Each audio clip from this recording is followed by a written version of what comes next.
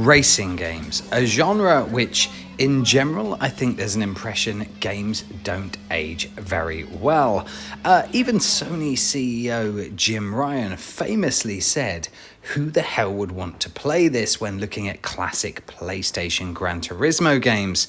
So what about the Sega Mega Drive then? Can a system that is even older and less powerful than Sony's first console really have games that hold up and are great to play today?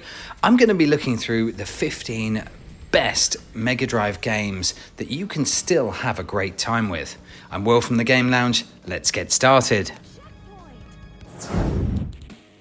Kicking us off at number 15. Now, Skitching is a really interesting game from EA. I guess the best way to describe this is if you think about Road Rash, but put it on skates and add a few tricks here and there, and the ability to draft oncoming traffic in order to give you a boost. It's really a lot of fun. Now, it definitely falls short of the Road Rash theme, but it looks great, it's visually great, and I had a great time with this one.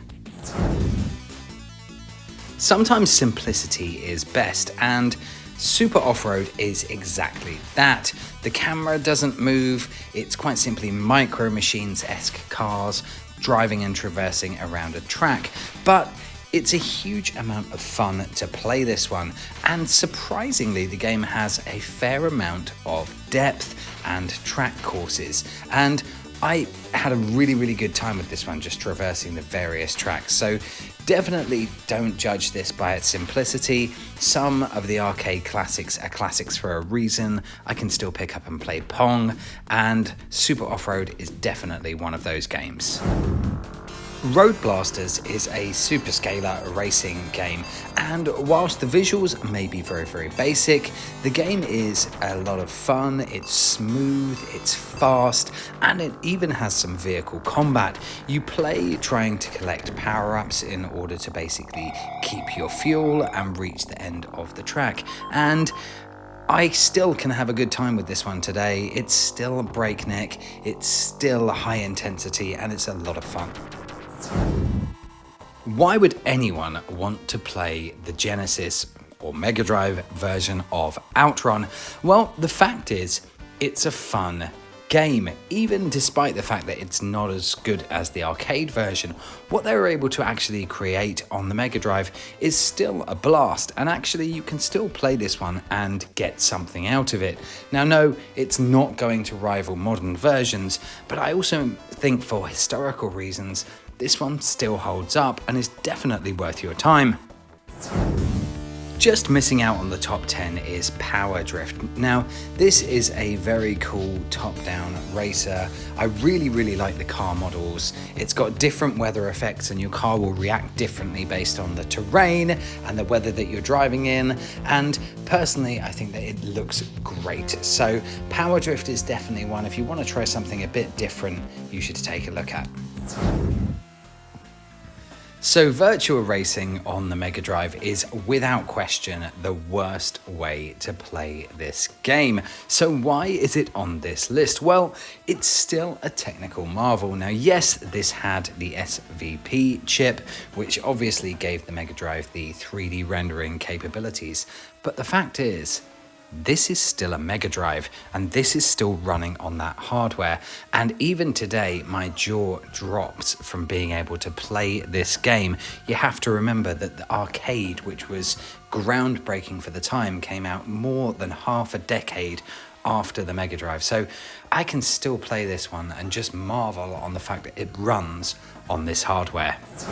Outrunners is, without question, one of the best looking superscalar racing games in the arcade, and the fact that a version came out on the Mega Drive is quite incredible, and it really is quite a looker on the Mega Drive system. I think it's extremely impressive. Now, they went with the dual screen arcade setup. It's something that perhaps I think that they should have maybe forgone in favor of just the single screen, because it means the draw distance isn't great, but still, when you play this one today, It really holds up, and that sense of speed is excellent. I really enjoyed this one, far more than I actually thought I would, because I just did not think this would be possible on a Mega Drive, and they actually deliver a very respectable version at number 9.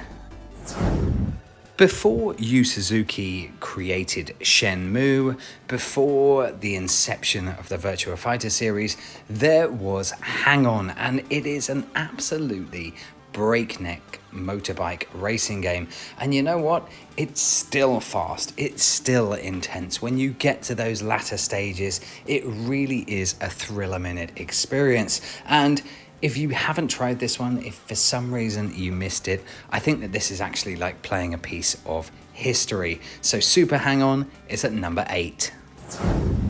F1 games are perhaps the most susceptible to the "why would I want to play this" mentality. Let's face it, why would you play F1 97 when you can play an almost photorealistic F1 24 on the Xbox or PS5?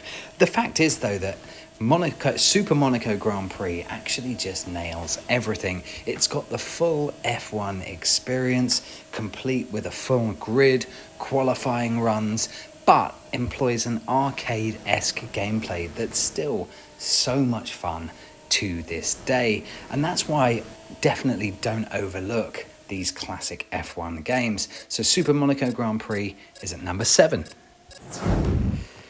Nowadays, people know Codemasters for the F1 series, and they do a fantastic job, but the fact is Codemasters have been making racing games for 30 plus years, and Super Skid Marks is an example of just what a technical masterpiece it was. The terrain and handling of the cars is brilliant, the visuals is superb for the Mega Drive, and it's still a joy to play to this day. Super Skid Marks is one that I actually missed out on back in the day, but nowadays it's one of the first Mega Drive classic racing games I go to.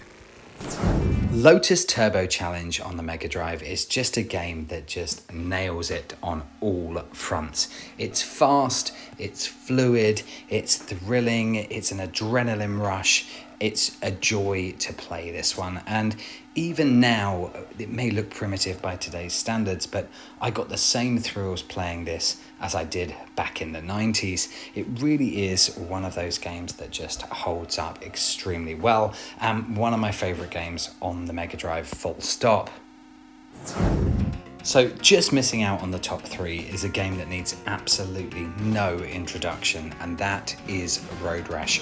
Again, it was smooth, it was fast, it still is great to play to this day, and obviously the ability and the combat overlay on the game just gives it a whole new enhanced level. You can still spend hours on this one. The physics, considering that you're not even using an analog stick, the physics just feel perfect. The weight of the bikes feels great. So Road Rash 2 for me was the pinnacle of the series. It was such a step up over the first game, and the third game I think just lost some of the charm. It was trying to do too much and just didn't feel as fluid to me. So Road Rash 2 is at number 4. So we're into the top 3, and Street Racer on the Mega Drive for me is actually a game that has just got better with age. I think the graphics are beautiful, it's smooth, the roster of characters is interesting, there's combat in the game, the tracks are well designed. I actually just think this has everything, and it's pretty much the only Mario Kart-esque game on the Mega Drive. Now, they made multiple versions of this game. The SNES version used Mode 7, the Saturn version obviously utilised the Saturn's 2D and looked beautiful, but the Mega Drive version, despite being technically the simplest of them all, still holds up as a lot of fun, and I think is a huge underrated gem on the platform. Sadly, the Mega Drive version only actually launched in Europe, so if you are in the US, this one is tricky to find, but it's definitely worth it and definitely something that you should take a look at. Number 3, Street Racer. Rock and Roll Racing is another game just like Street Racer, where I love the roster of characters, I love the design, I love the visuals, and I just think it gets the edge over Street Racer because I think it's just a more well-rounded racing game. It's got a surprising amount of depth and customization to the karts, and I think visually it really looks beautiful. The cars almost look 3D in their rendering, and the racing action is just absolutely on point. It's a joy to play today, and you can actually pick this up on modern consoles if you want to play it. I love the track design, I love the physics, I love the way it moves, so that's why Rock and Roll Racing is at number 2. So I'm cheating here, but number 1 is actually Micro Machines, and I couldn't choose between the first and the second games. The second game upped the ante in every single way, with more modes, better visuals. They even released an enhanced version with a track creator, but the first one for me is the one I remember, and the one that still has a simplicity and charm that I just haven't seen from the second game as much. Still, both of these are just hugely enjoyable experiences. The Micro Machines, of course, were the 1990s children's toy, which sadly, and I don't really understand why, have been discontinued. They have tried numerous attempts to bring them back, but to actually be able to take these Micro Machines and race them just like you did as a kid, you know, around living rooms, breakfast tables, sand dunes, which incidentally completely messed up the wheels, was great. And actually these games have absolutely stood the test of time. They're still fun to play today. The music's catchy. They just hold up. So if for some reason you've missed out on these games, definitely take a look at these. As always, I've had a ton of fun making these videos. Love sharing these with you. Please comment, like, subscribe. Have I missed something? Are there other games out there that I should know about? I definitely want to hear about it. But until then, until next time, have a great day.